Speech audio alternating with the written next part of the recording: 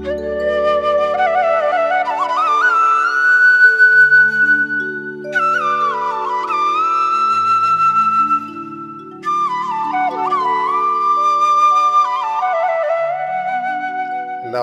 വിനീതമായ നമസ്കാരം.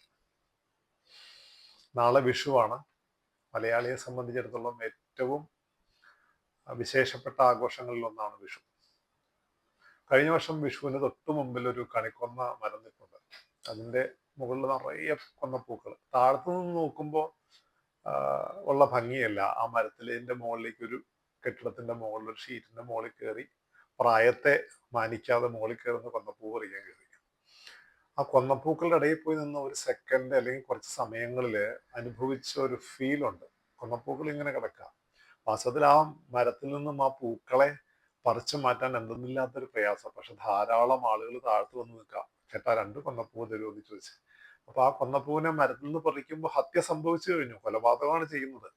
പക്ഷെ എങ്കിൽ പോലും ആ കൊന്നപ്പൂക്കളുടെ ഇടയിൽ നിന്നപ്പോൾ, മുകളിൽ നിന്നപ്പോൾ ചുറ്റും കൊന്നപ്പൂക്കളാൽ മൂടപ്പെട്ടു നിന്ന ആ നിമിഷം ജീവിതത്തിലും അവിസ്മരണീയമാണ്. എന്തൊരു ഭംഗിയാണ് ഈ സമയത്ത് പ്രകൃതി ആ ശ്രീകൃഷ്ണ പരമാത്മാവിൻ്റെ പത്നിയാകുന്ന ഭൂമിദേവി എത്ര സുന്ദരമായിട്ടാണ് ഈ കണിക്കൊന്നകളെ പൂത്തത്. എന്തൊരു ഭംഗിയാണ് കാണാൻ. അത് അവർണ്ണനീയമായ സൗന്ദര്യമാണ്. അപ്പോൾ ഒരു വിശ്വാസംസകൾ നൽകുവാനായിട്ട് ഇന്നിപ്പോൾ ഇതിൻ്റെ മുമ്പിൽ ഇരിക്കുമ്പോൾ എൻ്റെ മനസ്സിലേക്ക് കടന്നു വരുന്നത് ആ അനന്യലഭ്യമായ മഹത്വം. ആരുടെ മഹത്വം? ആ ഭഗവാന്റെ മഹത്വം. മേൽപ്പത്തൂർ പറയാണ്, എങ്ങനെയാ പറയുന്നത്? ത്രൈലോക്യങ്ങളിൽ വെച്ച് ഏറ്റവും പൂജ്യതയുള്ള ഉത്കൃഷ്ടമായ വസ്തുവിനേക്കാൾ ഉത്കൃഷ്ടമായതെന്തോ അതാണ് മഹത്വം. പിന്നെയോ മോഹനമാണ്, അല്ലെ? അടുത്തത് മോഹനമാണ് പറയാം. മോഹനത്വം എന്ന് പറയാം. ഏറ്റവും മോഹനമായ വസ്തുവിനേക്കാൾ മോഹനമായിരിക്കുന്നത്. അടുത്തത് കാന്തിയാണ്. കാന്തിക്ക് നിധാനമായിരിക്കുന്ന ഈ പ്രപഞ്ചത്തിലുള്ള ഏതൊക്കെ വസ്തുക്കളുണ്ടോ ആ വസ്തുക്കളെക്കാൾ എല്ലാം, ഒബ്ജക്റ്റുകളെക്കാളെല്ലാം അത്യന്തം ശോഭയോട് കൂടുന്നത്, കാന്തിയോട് കൂടുന്നത്. ഇനി മാധുര്യത്തിന്റെ കാര്യം എടുത്താൽ മാധുര്യത്തിന്റെ തുര്യമായ, അല്ലെങ്കിൽ വസ്തുവിനേക്കാൾ മാധുര്യമുള്ള വസ്തുവിനേക്കാൾ അധികം മധുരതരമായത്.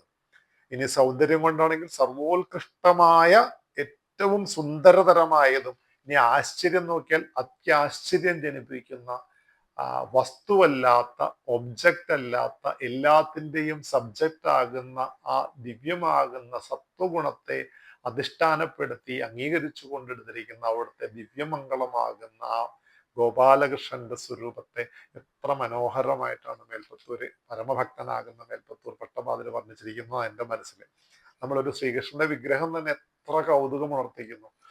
ആ കൗതുകമുണർത്തുന്ന ആ ദിവ്യമാകുന്ന പ്രേമം നമ്മളിൽ ജനിപ്പിക്കുന്ന ആ ഭഗവത് വിഗ്രഹത്തിന് മുമ്പിൽ കണിക്കൊന്ന പൂക്കളും കണിവെള്ളരിയും ചക്കയും പഴുത്ത മാങ്ങയും എന്നു വേണ്ട സകല ഐശ്വര്യങ്ങളും സമ്പൽ സമൃദ്ധികളും പ്രദാനം ചെയ്യുവാൻ വേണ്ടുന്ന സകല വസ്തുക്കളും നമ്മൾ വെച്ചിട്ടാണ് നമ്മൾ മലയാളികൾ കണി കാണുക.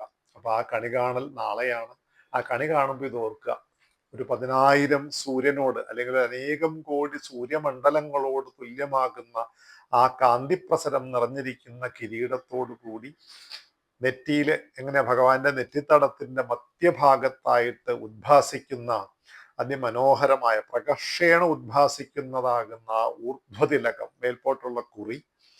ഭഗവാന്റെ കണ്ണുകളാണെങ്കിൽ എപ്പോഴും ദയവഴിഞ്ഞൊഴുകുന്ന കണ്ണുകളാണെന്നാണ് പറയുക. കാരുണ്യം കൊണ്ട് ആകുലങ്ങളായ, അതായത് ഭക്തന്മാരോടുള്ള ഒരു ഭക്തപാരവശ്യം കൊണ്ടുള്ള നേത്രങ്ങൾ. ആർദ്രമായ, അതായത് ഈറം മാറാത്തതായ നൂതനമായ ഹസിതം, അതായത് എപ്പോഴും ആർദ്രമാകുന്ന മനോഹരമാകുന്ന പുഞ്ചിരി പ്രകാശം ഒഴിക്കുന്ന ഭഗവാന്റെ സുന്ദരമാകുന്ന പൂനിലാവ് പരത്തുന്നത് പോലുള്ള മുഖം, മുഖചന്ദ്രിക, ശോഭനങ്ങളാകുന്ന അതിമനോഹരമായ നാസാപുടങ്ങൾ.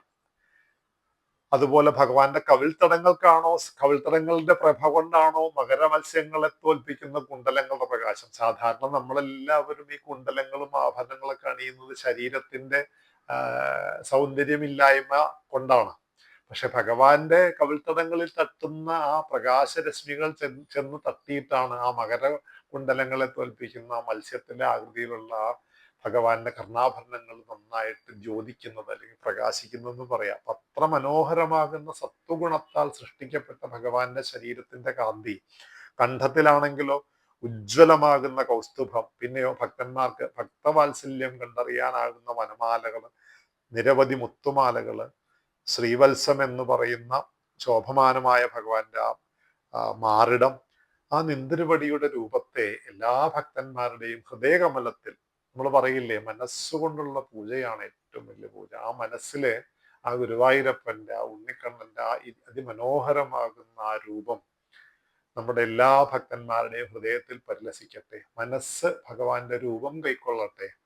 അങ്ങനെ ആവുമ്പോൾ നമുക്ക് അകത്തേക്ക് ലുക്ക് വിത്തിൻ വളരെ എളുപ്പം ധ്യാനം നമുക്ക് പരിശീലിക്കാൻ സാധിക്കും. നിരാകാരമാകുന്ന ബ്രഹ്മത്തെ ധ്യാനിക്കാൻ, നിരാകാരമാകുന്ന ബ്രഹ്മം തന്നെയാണ് ഗുരു. അതിനെ സാകാര രൂപത്തിൽ സത്വഗുണത്തിൽ അധിഷ്ഠിതമാക്കിക്കൊണ്ട് ധ്യാനിക്കുവാൻ ഈ വിഷുവിന്, ഓരോ വിഷുവിന് സാധിക്കട്ടെ, ഓരോ ദിനവും സാധിക്കട്ടെ എന്ന് പ്രത്യാശിക്കുന്നു. എല്ലാ ഭക്തന്മാർക്കും ഗുരുവായൂരപ്പ, എല്ലാ ലോകത്തിലുള്ള സകല ജീവരാശികൾക്കും ഈ വിഷു സമാധാനത്തിന്റെയും ശാന്തിയുടെയും ഐശ്വര്യത്തിന്റെയും ആയുസ്സിന്റെയും ആരോഗ്യത്തിന്റെയും എല്ലാം അനുഗ്രഹങ്ങൾ ധാരാളമായിട്ട് എല്ലാ ലോകത്തിലുള്ള സകല ജീവരാശികൾക്കും ഉണ്ടാവട്ടെ എന്ന് ആത്മാർത്ഥമായി പ്രാർത്ഥിച്ചുകൊണ്ട് ഏവർക്കും വിഷുദിനാശംസകൾ നേരുന്നു. ശ്രീ ഗുരുവായൂരപ്പന്റെ പാദങ്ങളിൽ അനന്യമാകുന്ന ഹൈതുകീ ഭക്തി എല്ലാവർക്കും ഉണ്ടാവട്ടെ എന്ന് പ്രാർത്ഥിക്കുന്നു. സർവത്ര മംഗളം ഭവന്തു. ഹരി ഓം.